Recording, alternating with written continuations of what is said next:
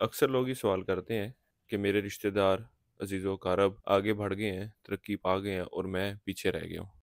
ہماری یہ ویڈیو سننے والوں کو اس حوالے سے ایک وظیفہ بتا دیں۔ اعوذ باللہ من الشیطان الرجیم، بسم اللہ الرحمن الرحیم۔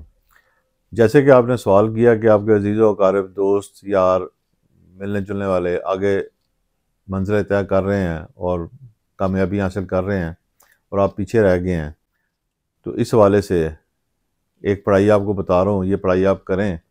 بعد از فجر ایک تسبیح آپ نے کرنی ہے اور ایک تسبیح آپ نے بعد از عشاء کرنی ہے۔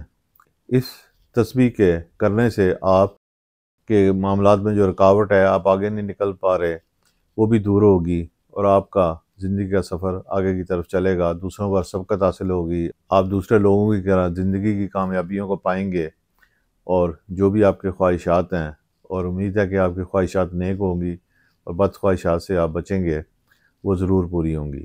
پڑھنا آپ نے کیا ہے، نوٹ کر لیں، یا اللہ یا مقدم۔